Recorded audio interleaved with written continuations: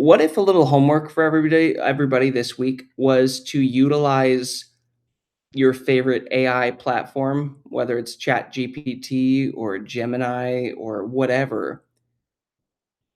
Eleni, you're basically saying, "Okay, like, I want the benefit of a designer, but I don't wanna pay $5,000 for a designer."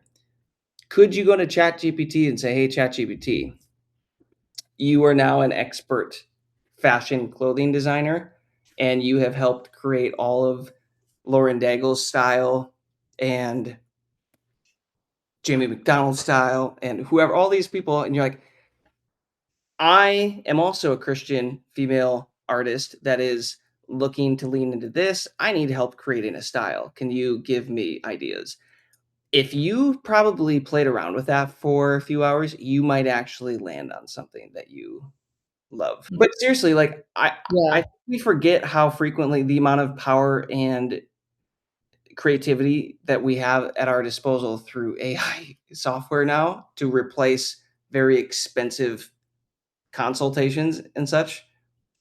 That Mhm. actually might help you a lot. Mhm. Yeah, that's such a good point. I never even thought about I use chat for, like, everything. I never thought one time to go ask chat. Yep. Okay. And I'll I do mean, that. this kinda goes for everybody here too, like, play around with it. Like, see what you come up with this week, and we can talk about it next week or on our next call. It's like, did you guys come up with any great ideas from ChatGPT for your branding at all? That'd be a fun um, video or like series that we do of just like each week somebody pick every each week somebody talks about like how they're using AI tools in their workflow because I 100. use them a ton.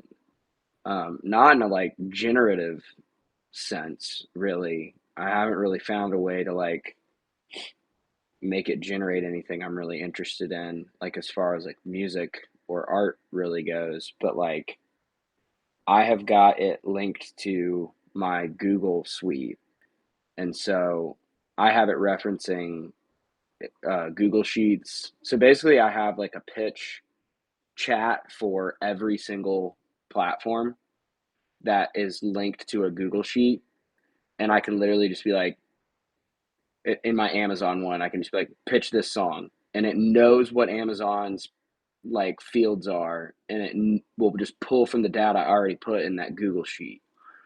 Or I'll be like, pitch it for Spotify.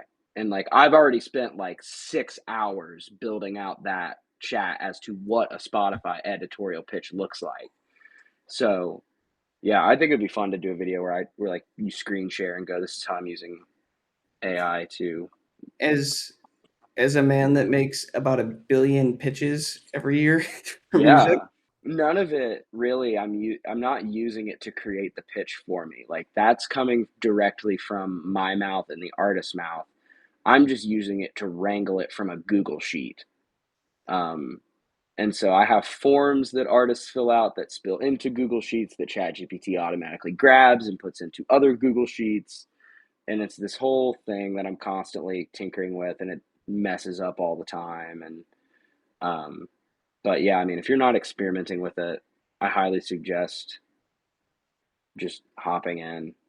But I do almost exclusively dictation. Like I rarely ever type into it. I just hit the record button and I just start talking. And so that's kind of trained it to anything it spits out kind of does sound like me. It's funny you brought this up because we were talking with Trace at the beginning of this call about Mhm. picking one of these next Q&A calls because he's gonna walk us through Stono because he's been jumping into that and learning really how that Nice, works. that'd be awesome. I would love to hear and learn more about that. So maybe we almost just stack an AI call one of Let's these do weeks it. coming up. I think it'd be cool to have an AI night where maybe Trace, we walk through Suno and just talk about all the ramifications of that, and then maybe Alex, you could jump Yes. in and show us what you're up to, and I don't know, maybe there's some more that people are playing around with or using that we haven't been made aware of yet, Yeah. but we I'm might as well be I'm taking always advantage looking. of this stuff. Yes. You have to. Like it's not going anywhere. I love the idea of doing an AI night though, and like fully leaning into Suno. I want to hear about how people are using Suno. My only experience with it is memes, like making songs that are just memes that I send to my friends that would put me on some sort of watch list. And then I did I did a podcast um, last year. I produced, did the music for, and played a main character on a true crime podcast. Uh, 9 episodes. There are little transitional moments in that podcast that I use Suno on.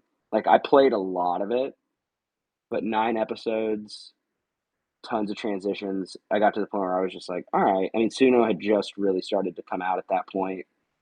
And so there's a couple little things in that podcast that are AI, but I never disclosed that.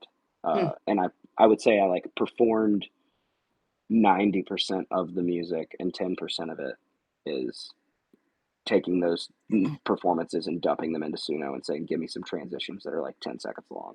Did you know only about 0.2% of Spotify artists make over $50,000 a year? And only about 0.1% of Spotify artists make over $100,000 a year? That's crazy, right? And believe it or not, we've been fortunate enough to be in the top 0.1% of Spotify artists for the past 5 years. We've generated over 500 million streams on our music. And now we teach artists exactly how we did it so that they can do it too. If you want a proven roadmap, weekly live calls, and a real network behind you, the Anthem Network is where you go to actually win. Get your 7-day free trial by clicking the link in the description below. We'll see you there. That's all I've used, but I would love to hear whoever else is using it. I know from a cover art standpoint, if you're not using this, like, what are you doing at this point? I mean, Diane, I'm assuming you're using it for a lot of the cover art projects that I'm sending you. I started using Midjourney a lot. What are you using? Or yeah, no, Unsplash. I feel like the only ones I've used it for are for the brands that it could work for, like lo-fi. But usually for the other ones, those are more like organic stuff that I'm using, like Unsplashed, which is just like a royalty-free mass You like should. media. It does great stuff for like lo-fi vibes. I have a project called Biscuits on Spotify that's like country lo-fi, and all the visuals are I made in ChatGPT. Um, so it's super cool for like a lo-fi vibe. I guess now that I remember, I think it's because I'm remembering for the YouTube channel, we did use some for Biblify, and that was oh man, Leonardo? No, because Da we Vinci. tested a Da few. Vinci or something like that. Because I would create a DiCaprio. graphic. What? DiCaprio? Leonardo Yeah, DiCaprio, that him. Titanic. He's like, oh right? my, yeah. No. I've been using the I can't Alec remember. Baldwin image generator software. I think it's lethal. That was No, messed up. I can't remember it. But basically, what we were doing is for YouTube, for Biblify, we wanted some of those like graphics that looked like lo-fi, but that moved. So we would Yeah. generate an image, and then there's another software. I think it's Da Vinci, and it basically like animates it for you. But you have to like really feed it well. Otherwise, you have like a video of Jesus, lo-fi Jesus, like kind of morphing into the Tweaking. ground, and you're just like, yeah, he's winking. So you Winking have to Jesus. really train it. The other thing that I was going to say was Midjourney. If you guys haven't heard of that, that is another go-to image generator that Are they still running that through I've Discord? actually gotten yeah, it runs through Discord. It's so weird. I've actually gotten really good at that one. And if you look at all of Genevieve's worship singles that she did with us 2 years ago, like they're all flowers on them. I made all those in there because we literally got to the point where we had the singles ready to go and we couldn't think of what to do for the cover art. And I just hopped on there and started coming up with images for hours. And all of a sudden I landed on a cool flower. And I was like, oh, we'll use a flower. And then from then on, I just prompted it to make cool new flowers every time. And it kind of stuck, from a branding point is like these things started hitting, and anytime you would see this flower pop up or playlist with flowers pop up, you could like spot it, which is kind of cool. But it's $10 a month, and you can pretty much generate.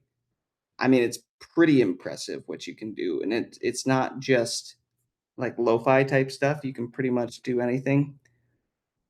So that's been impressive if you're looking to try something out. $10, I think it's $10 a month. Yeah. This one's a more boring one, but I recently changed to an AI browser like a year ago from Google Chrome, and that's changed my life. It's called Arc. Hmm. Jason would hate it because Tell me more. it would auto clear tabs that are Oh unused. no! If you No, I guys kind of could need see that. my No, I screen, need that. No, I have you like guys don't like that. 30 I But don't on like it it's either. have you guys But ever heard of I'm a Perplexity? I love Perplexity. I'm a Yeah. humongo Perplexity fan. So that is the search engine within Nice. Arc. That's dope. I So love it that. functions, for the people that don't know, it functions like a chat GPT, but it also functions like Google, to where you could search for websites and the links will show up. But it'll also, like, you can tie it in with like a GPT type style, like conversational. So it's real cool. Yeah, I'm gonna I try mean, that. Arc. Arc is the name of the browser, and then you have to make sure you tie Perplexity as the search engine once you download it. Okay. I started one today. A lot of times I'll start these in my car while I'm driving because I do all the I just dictate. And so I basically today while I was going to pick up my prescription was like, I want Chartmetric without paying for Chartmetric. Because it's stupidly expensive for them it's to 100 a charge month or something. Yeah, for like the the intro. basic package. Yeah, And then it's like compounds the more people you have. But yeah. no, I mean they're basically like holding hostage publicly available data. And I basically was like, all right, chat, I know it's not going to be one tool that's going to replace Chartmetric for free, but build me a stack of tools that replaces Chartmetric for free. And so I'm still building that, but I'll drop that in the group when I get that. Interesting. Yeah. Because I want playlist stats. I want all those things that Chartmetric gives, but I don't want to pay anything for it because I'm cheap and you don't have to. Before you head out, if that session gave you just one good idea, imagine what'll happen when you're actually in the room with us every week. That's what the Anthem Network is all about. Artists connecting, getting real-time feedback, and taking action together. You can join right now with a 7-day free trial and be part of the next live call for free. Don't just watch other artists grow with them. Click the link in the description and we'll see you on the next call.